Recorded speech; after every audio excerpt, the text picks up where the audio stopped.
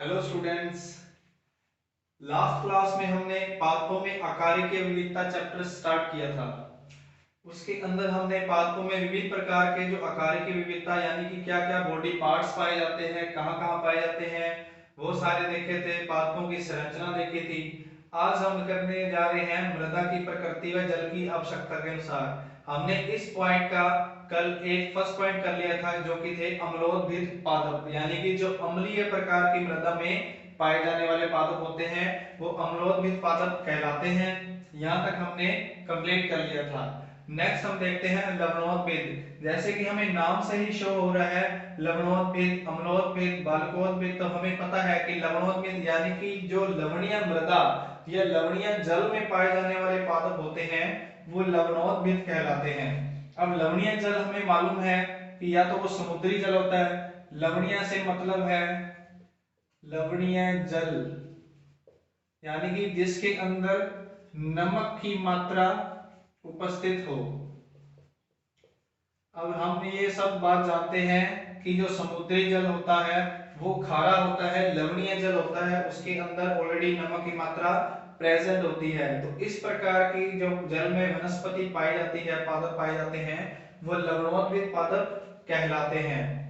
या फिर इस जल के अलावा जो मृदा लवणीय हो यानी कि जिस मृदा के अंदर, मिट्टी के अंदर नमक की मात्रा पाई जाए, लवणता पाई जाए, वो लवणीय मृदा कहलाती है। तो इसका एग्जाम्पल है साल 16। ठीक है जी। अब जो दूसरे इसमें एक और प्रकार है कि जो दलदल स्थल होते हैं, दलदल का मतलब है जहां पे मिट्टी व जल, मिट्टी प्लस जल का मिश्रण हो और उनके अंदर ज्यादातर क्या होती है, लवणता की मात्रा उपस्थित होती है, ऐसे पादप मैंग्रोव वनस्पति या मैंग्रोव पादप कहलाते हैं। और उनका उदाहरण है राइजोफोरा। तो राइजोफोरा है जो ये मैंग्रोव पादप या फिर हम कह सकते हैं लवणोद्भिद पादप का उदाहरण है, जो कि क्या पाया जाता है, दलदल स्थल में पाया जाता है। थर्ड प्रकार के हमारा जो पादप है वो है बालुकोद्भिद। बालुकोद्भिद का मतलब है कि जो बालू मिट्टी में पाए जाते हैं, जो रेगिस्तान की या मरुस्थल या बालू मिट्टी के अंदर उगते हैं, अपना विकास करते हैं, वृद्धि करते हैं, वो बालुकोद्भिद कहलाते हैं। उनका उदाहरण है कैर, ग्वारपाठा, आक। ये तीनों पादप हमने बहुत बाहर देखे हैं, आसानी से हमारे आसपास के वातावरण में, एरिया में हमें दिख जाते हैं। जो कैर है, ग्वारपाठा है या आक है, ये सामान्यतः मरुस्थल या बालू मिट्टी में उगते हैं।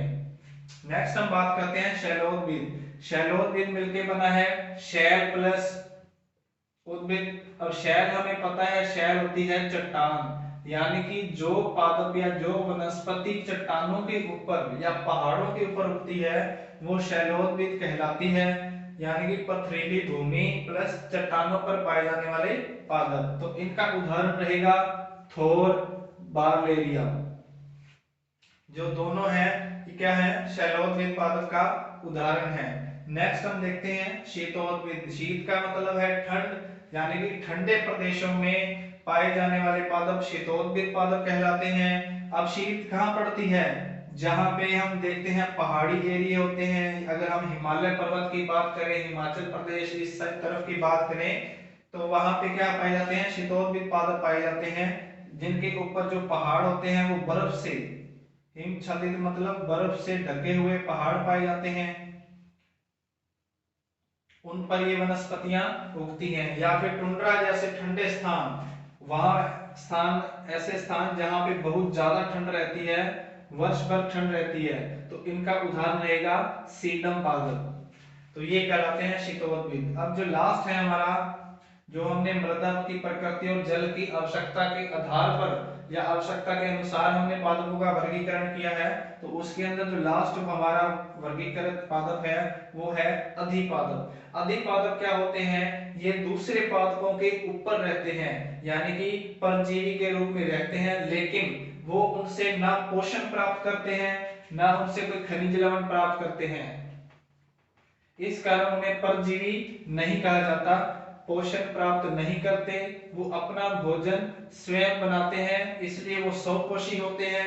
लेकिन इन विशेषताओं के कारण कि वो अन्य पादपों पे चिपके रहते हैं लेकिन अपना भोजन स्वयं निर्माण करते हैं, निर्मित करते हैं, स्वपोषी होते हैं, इस कारण उनको स्थल परजीवी भी कहा जाता है। तो ये एक विशेष याद रखने योग्य बात है कि जो अधिपादप होते हैं वो स्थल परजीवी कहलाते हैं। क्यों? क्योंकि वो एक तो पादपों के ऊपर रहते हैं लेकिन पादपों के ऊपर रहते हुए भी अपना भोजन स्वयं भोजन वो स्वयं बनाते हैं, तो स्वपोषी कहलाते हैं, वो स्थल परजीवी।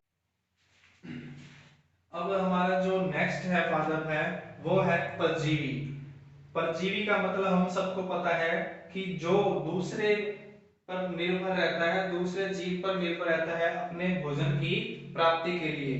तो भोजन के लिए ऐसे पादप भोजन के लिए दूसरे पादपों पर आश्रित रहते हैं, निर्भर करते हैं। इसका उदाहरण है अमरबेल। ये हम सब ने लगभग देखी हुई है। अमरबेल जो क्या करती है, किसी अन्य पादप के सहारे लिपट कर ऊपर की ओर अपनी ग्रोथ करती है। और जब इस प्रकार के पादप यानी कि जो परजीवी पादप होते हैं वो दूसरों पर निर्भर रहकर अपना भोजन प्राप्त करते हैं, तो इनके अंदर विशेष प्रकार के चूषकांक पाए जाते हैं जो ये क्या करते हैं, परजीवी के अंदर प्रवेश कर जाते हैं और जिससे क्या करते हैं, ये भोजन को प्राप्त करते हैं, भोजन पदार्थों को अवशोषित करते हैं। नेक्स्ट हम देखते हैं मृतोपजीवी पादप। मृतोपजीवी पादप इस प्रकार के पादप मृत कार्बनिक पदार्थों से, मृत कार्बनिक पदार्थ का मतलब है यानी कि कोई जीव था जैसे मर गया, उसकी डेथ हो गई, तो उनकी डेड बॉडी के ऊपर लगकर ये वहां से अपने भोज्य पदार्थों को ग्रहण करते हैं, प्राप्त करते हैं। For example Monotropa. तो इस प्रकार के पादप होते हैं जो सड़े हुए मृत कार्बनिक पदार्थ, चाहे हम डेड बॉडी की बात करें, वो काफी लंबे समय तक पड़ी रहे, मिट्टी में पड़ी रहे, तो वहां पे ये ग्रोथ करने लग जाते हैं, वहां पे उग जाते हैं और वहां से ही अपना पोषण प्राप्त करते हैं। तो ये कहलाते हैं मृतोपजीवी पादप। नेक्स्ट हम देखते हैं कीटाहारी पादप या कीटहारी पादप। कीटहारी का मतलब है कि कीटों का भक्षण करते हैं, कीटों का भक्षण। इनके अंदर विशेष प्रकार के अंग पाए जाते हैं जो इनको क्या करते हैं, जब यहाँ पे कोई कीट आकर बैठता है तो ये अपने अंग को बंद कर देते हैं तुरंत प्रभाव से।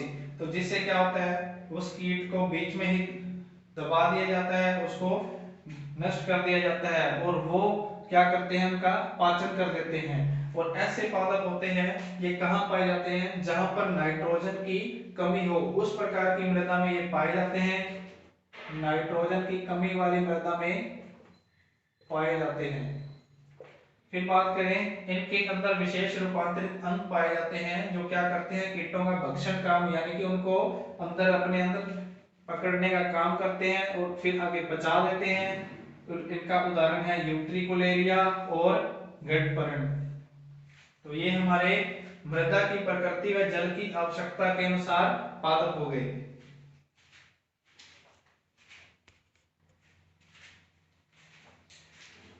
अब हम देखते हैं बच्चों स्वभाव में विविधता के आधार पर पादप की, जो पादप हैं उनके जो स्वभाव हैं यानी कि उनका जो नेचर है, नेचर मीन्स कि वो कितने समय तक, कितने वर्षों तक जीवित रहने वाले हैं, उनके आधार पे कितने प्रकार के पादप होते हैं वो हम देखते हैं।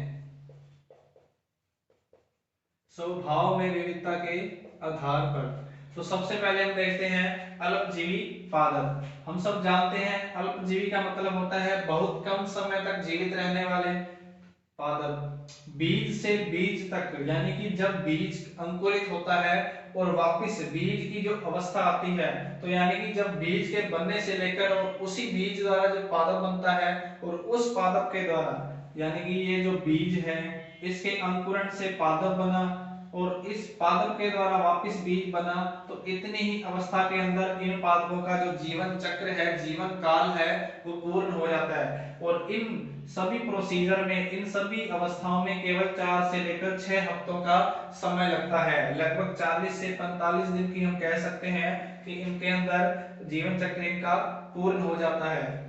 फिर है जी वर्षा काल में बीज, जब वर्षा ऋतु आती है, वर्षा होती है तो बीज अंकुरित होता है, अंकुरित होकर जल्दी से जल्दी ये फिर क्या करता है, पादप फूल बनाता है, फल बनाता है और वापस से बीज का निर्माण करता है। और वर्षा काल की समाप्ति पर क्या होता है, पुनः बीज का निर्माण हो जाता है। लेकिन बीज के निर्माण के बाद पानी की कमी होने के कारण वर्षा ऋतु बीत जाने के बाद जो इन पादपों का जो कायिक भाग होता है, यानी कि जो पादप होता है, वो जल की कमी के कारण क्या हो जाता है, मृत हो जाता है, जी नहीं पाता, जीवित नहीं रह पाता। तो इस कारण इनकी अवस्था यही कंप्लीट हो जाती है, यानी कि बीज से शुरू हुआ था और बीज में ही समाप्त हो गया। तो ये कहलाता है क्या, अल्पजीवी पादप। और इसका उदाहरण रहेगा एस्ट्रागेलस। अब हम दूसरा प्रकार देखते हैं, वो होता है एक वर्षीय पादप। एक वर्षीय का मतलब एक वर्ष या फिर जीवन में एक ऋतु में अपना जीवन चक्र पूरा करने वाला। अब देखते हैं संपूर्ण जीवन या तो एक वर्ष के अंदर या फिर एक ऋतु के अंदर पूर्ण करने वाले पादप एक वर्षीय पादप कहलाते हैं। इनके जीवन काल में केवल एक बार ही पुष्पन होता है, यानी कि एक बार ही पुष्पित हो सकते हैं। उदाहरण के लिए गेहूं, धान, सरसों, ये एक वर्षीय पादप है जो अपने जीवन काल में एक ऋतु के अंदर या एक वर्ष के अंदर ही फल उत्पन्न कर देते हैं, वो एक वर्षीय पादप कहलाते हैं। अब हम तीसरा प्रकार देखते हैं इसका, द्विवर्षीय पादप। द्विवर्षीय यानी कि 2 वर्षों में या फिर 2 अलग-अलग ऋतुओं में अपना जीवन काल पूर्ण करने वाले पादप द्विवर्षीय पादप कहलाते हैं। इनके अंदर प्रथम वर्ष यानी कि जो पहला वर्ष होता है उसमें तो जड़, तना, पत्तियों का निर्माण होता है, वो बनती है। और द्वितीय वर्ष के अंदर फिर ये पुष्प, फल तथा बीज का निर्माण करते हैं। तो इस प्रकार इनको अपना जीवन चक्र पूर्ण करने के लिए 2 ऋतुओं या 2 वर्ष का जीवन चाहिए होता है, समय चाहिए होता है। तो इसलिए ये अपना जीवन चक्र 2 वर्षों में पूर्ण करते हैं, तो ये द्विवर्षीय पादप कहलाते हैं। अब इनका उदाहरण रहेगा गाजर, मूली, चुकंदर। और इन प्रकार के पादपों का क्या होता है, विशेष संरचना हो जाती है। गाजर यानी कि एक तरकु रूपी रूप ले लेगा, शंकु रूपी रूप ले लेंगे, चुकंदर है जैसे, तो इनकी जो संरचना है वो सामान्य पादपों से थोड़ा सा अलग हो जाते हैं। क्यों?